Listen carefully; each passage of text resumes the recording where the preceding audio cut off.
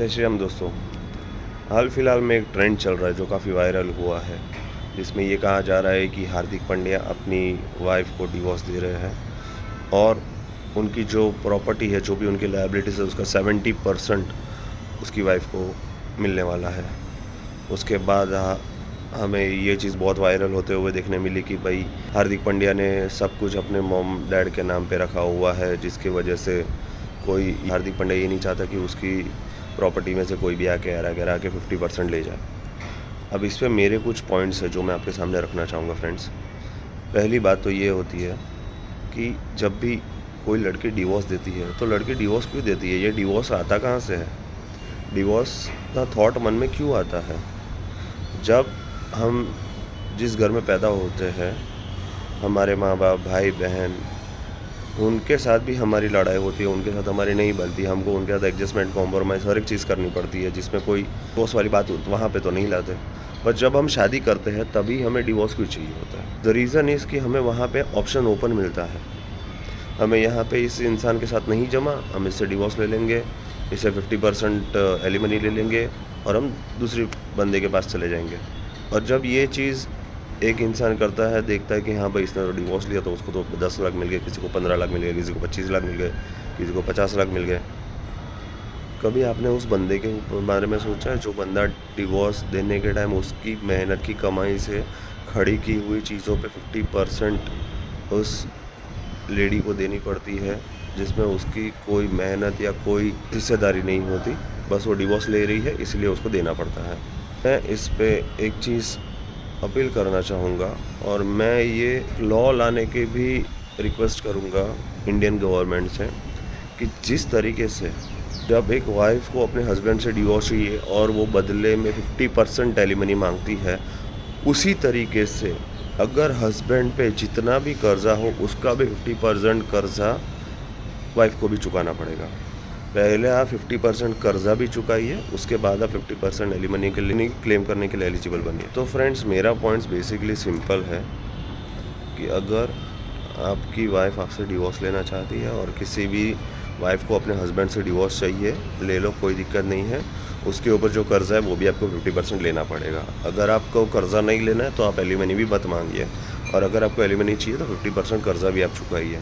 इस तरीके से ये चीज़ नहीं होती कि हर एक बर्डन सिर्फ और सिर्फ एक बंदे पे डाला जाए। उस बंदे को उसकी प्रॉपर्टी, वो पैसा, बैंक बैलेंस, गाड़ी, बाइक, वो सब बनाने में कितनी मेहनत लगती है वो उस बंदे को ही पता होता है। और एक लड़की आती है उसकी ज़िंदगी में, उससे शादी करती है, 2, 4, 6 महीना, साल, 2 साल रहती है, फिर कहती है कि मुझे नहीं जम रहा, मैं डिवोर्स ले रही हूँ और मुझे इतने पैसे चाहिए। और इस डिवोर्स होने का सबसे मेजर रीज़न ये भी है, और ये मैं अपने मन से नहीं कह रहा हूँ, ये मैंने जिन जिन लोगों से भी डिवोर्स की बात की है वहाँ पे ये चीज़ सामने आई है। क्यों आपको अपनी बेटी का डिवोर्स कराना है? अरे उसको आप कॉम्प्रोमाइज़ करके रहना सिखाओ, थोड़ा एडजस्टमेंट करना सिखाओ। और ऐसा नहीं है कि सिर्फ लड़कियाँ ही एडजस्टमेंट करती है, लड़का भी लड़की के साथ एडजस्टमेंट करता है, वो भी एक नई लाइफ स्टार्ट करता है शादी होने के बाद। तो हम क्यों ये मान लेते हैं कि लड़की ही सब एडजस्टमेंट करती है क्योंकि उसने सरनेम चेंज किया इसलिए, और लड़के का सरनेम वही है तो लड़के के कोई एफर्ट्स नहीं होते? ऐसा नहीं होता। लड़के के साथ साथ लड़के की फैमिली भी, और आज के डेट में तो मैं आपको बताना चाहूँगा, लड़के और लड़के की फैमिली वाले इतने जेन्युइन हो गए हैं कि उन लोग सामने वाली लड़की को अपनी बेटी की तरह ही रखते हैं। और जहाँ तक बात है, मेट्रो सिटीज़ में तो यही हो गया है क्योंकि वहाँ पे नैरो माइंडेड थिंकिंग ही नहीं है।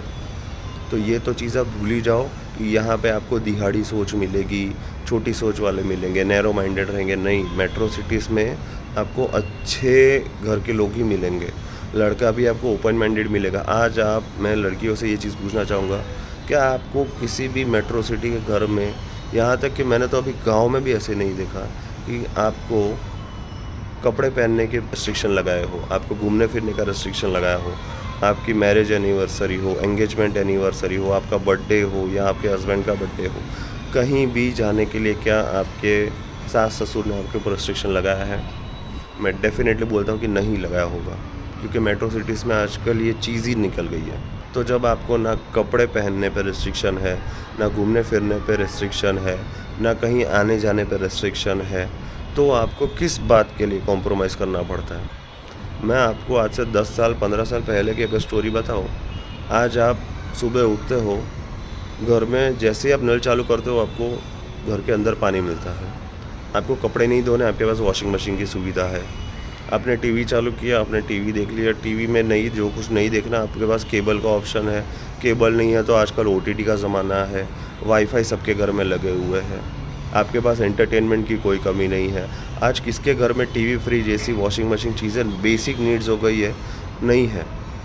इतने चीज़ें होने के बावजूद अभी आप बोल रहे हो कि आपको नहीं जम रहा है। और अगर आपको फाइनेंशियली ही प्रॉब्लम हो रही है कि आपका हस्बैंड जो है वो अगर कम कमा रहा है या उसकी इनकम उतनी नहीं है, तो आप उसको फाइनेंशियल हेल्प क्यों नहीं कर सकते?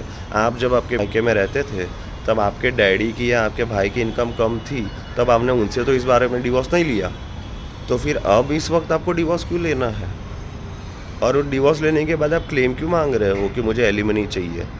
और ये चीज़ तो मुझे समझ में ही नहीं आ रही कि शादी होने के बाद 1 बच्चा, 2 बच्चा होने के बाद भी लोग डिवोर्स लेके अलग हो रहे हैं। उस बच्चे की क्या गलती थी? वो तो आपको सोचना चाहिए था। बात रफ़ लैंग्वेज हो सकती है, बट बहुत ही पॉइंट वाली बात है कि जब हम हमारे पेरेंट्स के साथ रहते हैं, हम तब वहाँ पे डिवोर्स नहीं लेते क्योंकि हमें जमता नहीं है। और आपको मज़े की बात पता है? पेरेंट्स के साथ लेने का डिवोर्स लेने का कोई ऑप्शन ही नहीं है।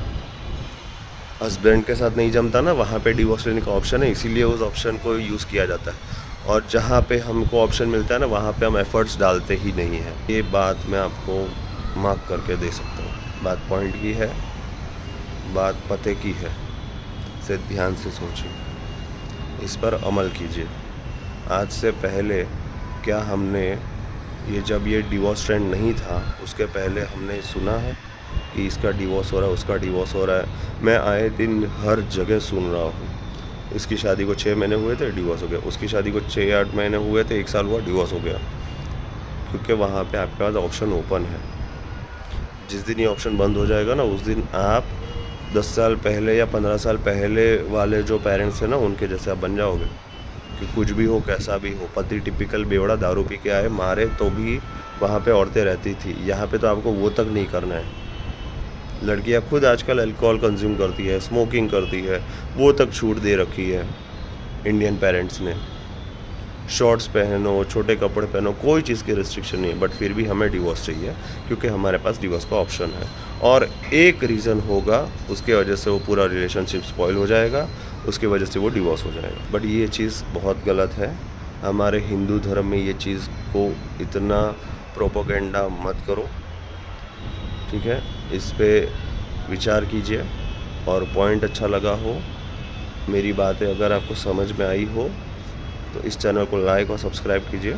जय श्री राम।